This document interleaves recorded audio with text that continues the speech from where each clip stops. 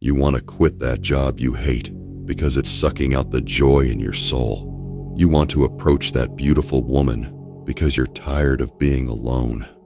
You want to lose that weight because you're tired of living like a piece of shit. Your Everest is right in front of you, but it seems insurmountable. There's a storm coming, but you're scared. Your heart races, palms sweat, and doubt creeps in. That's fear, the mind killer. Feel it, lean into it, but have the courage to act anyway. That's the advice every guru on YouTube has given you till now. And that's why you've always failed to take any meaningful action in your life. Courage in the face of fear is not something that happens to you.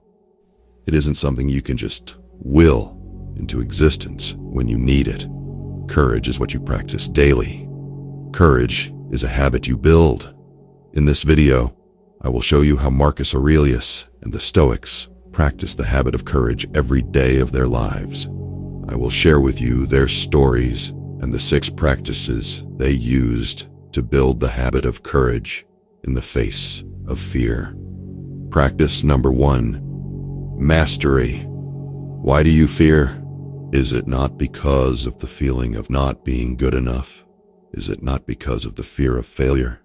If you knew success was guaranteed, would you not act? But the Stoics understand that success is never guaranteed. They understand that successful people are not born that way. They are made.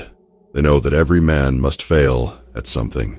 Show me a man who hasn't failed in anything, and I will show you who hasn't succeeded in anything. Instead of letting the fear of failure stop them from acting, the Stoics flipped it on its head and turned to mastery. They aim to become the master who executes with precision and grace. But to get there, you must put in the effort every day of your life, and you must fail over and over again. Marcus Aurelius lived through pandemics, deaths, plagues, wars, and yet he's regarded as one of the most effective and wisest kings that ever lived. But Marcus Aurelius wasn't born a leader. He was groomed for it. He was mentored to be a leader for more than 20 years before he ascended the throne. Through all the years, he learned the hard lessons. And most importantly, he became a master in the craft of politics and leadership. With this mindset, you don't need courage to approach that beautiful woman you see in the mall. Know that she might reject you in the worst way possible. Know that she might embarrass you, but that's okay, because you will approach the next woman, and the next one, and the next one, until the thought of approaching a beautiful woman stops sending shivers down your spine, until your confidence mesmerizes the next woman you approach, and she gives you her number. Practice number 2, nature. Why do you fear? Is it not because of the fear of uncertainty? Is it not because you're scared of something bad happening to you? If you knew that the outcome of your action would be good, would you not act? But in the words of Marcus Aurelius, is the good, the bad, and the uncertain not part of nature? Is it not the way of the universe to bring chaos out of order and order out of chaos? If you believe the good has been ordained to you by the universe, why would you think the bad and the uncertain aren't also meant for you? Is it not the death of one that brings life to the other? The metal goes through fire to be stronger. The soul passes through suffering to be purified. The Stoics believe that there is no good or bad. They believe there are just events that contribute to the flow of nature. Everything that happens must happen for a reason. A mantra the Stoics live by is amor fati, which means the love of one's fate. As men, nature calls on us to be at our strongest, because only the strongest can survive in nature. To become your strongest, nature will prescribe unto you the good, the bad, and the uncertain. With this mindset, there is no need to fear the bad and the uncertain, because that is the price of your existence in this universe. That is your fate as a man. Amor fati. Did you get served those divorce papers? Amor fati. Did you lose your job? Amor fati. Did you lose a loved one? Amor fati. Did you get diagnosed with a gut-punching illness? Amor fati. Say it to yourself every morning. Amor fati. Say it out loud when you're by yourself. Amor fati. Whisper it at night when you're about to go to bed. Amor fati. Say it over and over again till it reaches the depth of your soul. Amor fati. Practice number 3. Purpose. Why do you fear? Is it not because you feel you do not know who you truly are? Is it not because you feel you do not know why you're here? Is it not because of the fear of wasting your life on what doesn't really matter? If you knew the reason why you're here, would you waste another second of your day? If you knew the purpose of why you're here, would you not act earnestly on those goals and dreams? But does an ant or a bee question the purpose of its existence, or do they just go about their day being a useful part of their community without expecting anything in return? The Stoics are convinced that man is sent here for a singular purpose, to be a useful part of his community, to do good deeds to other men with integrity and honesty. Now ask yourself, have you been having integrity lately?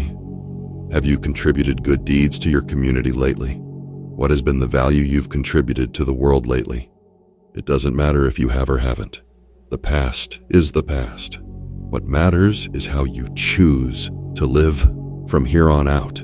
Find your unique way of contributing value and goodness to the world, and that is where you'll find respite, solace, and courage over and over again.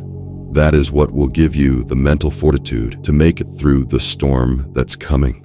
Make no mistake, doing good deeds unto their fellow men doesn't make the Stoics meek. That doesn't mean they do not set boundaries when people try to take advantage of them. They communicate their boundaries, but at the same time, they know that they do not control the response of the other person. Once they see that the other person is set in his ways, they do not compromise their integrity, which is something they can control. If the conflict escalates, they are prepared to go to war, since they know that the good, the bad, and the uncertain are a natural part of life. In the words of Seneca, whatever can happen at any moment can happen today. Just as I know that anything is capable of happening, so also do I know that it's not bound to happen. So I look for the best, and I'm prepared for the opposite. Practice number 4. Privacy. Why do you fear? Is it not because of what others would think of you? Is it not because of the fear of being criticized by others in public that stops you from voicing your opinion? Is it not because of the fear of being judged as less of a man that stops you from acting? But ask yourself, where did this unforeseen force of the opinion of others stem from in the first place? What is it inside of you that reacts so strongly to this ephemeral force? That is your ego. It is this ego that breeds fear. In a certain way, the ego is your enemy. We live in the world of social media, where everyone is quick to announce their goals for the year, where everyone is quick to announce their little success, where no one is willing to acknowledge the inherent struggle, challenges, failures, and pain that comes with life. This fear of the opinion of others stems from the ego's need to brag, the need to be better than his fellow men, the need to be seen as perfect and be seen as the man who do not fail. The Stoics don't believe in bragging. They believe it's man's prerogative to do good deeds, and one such good deed unto yourself is to get better. They believe you do not need to be patted on the back for doing that, which is your prerogative in life. They court getting better in private, as they do not need to brag about being better than other men. They only need to compare themselves to who they were. Do you want to get rid of the fear of what others might think of you? Then stop the ego from being performative. Practice number 5, gratitude. Why do you fear? Is it not because you feel you have no control over your life? Is it not because you feel that the waves of life just carry you around and around like a ship without a rudder? But control over anything that's outside of us is an illusion. The Stoics only focus on what they can control, and what you can control is how you react to events and how you choose to perceive events. One tool the Stoics employ to change their perception of events when they're in the midst of a shitstorm is to practice gratitude. They focus on what they are grateful for in their lives. Marcus Aurelius started his meditations by giving gratitude to the gods for all the things he perceived as good in his life. He thanked the gods for the simplest of things, like having a rational thinking mind, for having a roof over his head, for his amicable wife, his ability to educate his kids, the air he's breathing, his mentors, and so on. He appreciates the blessings and found joy in the simplest of pleasures in the midst of the shitstorm. Try being grateful and watch as your ability to cultivate a positive mindset and resilience in the face of adversity increases. Practice number 6, memento mori. Why do you fear? Is it not because of the fear of death? But why fear a debt you must repay one day? Why fear that which is inevitable? Either way, all things must die, whether old or young, whether rich or poor, whether philosopher or illiterate, whether you've truly lived or not, all things must die. Memento mori. It means, remember, you must die. The Stoics live by this mantra to conquer the fear of death. They keep an object with them every time to remind themselves of this mantra. They know that if they constantly remind themselves of the inevitability and randomness of death, they won't waste the little time they've been granted.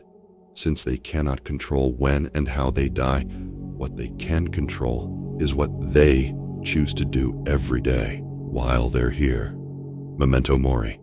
Have it inscribed on an object you carry around. Remind yourself constantly that the real purpose of your brief existence is to do good unto the world and be a useful part of your community. This is how you balance your account each day in preparation for that which is inevitable. In the words of Seneca, let us prepare our minds as if we'd come to the very end of life. Let us postpone nothing. Let us balance life's books each day.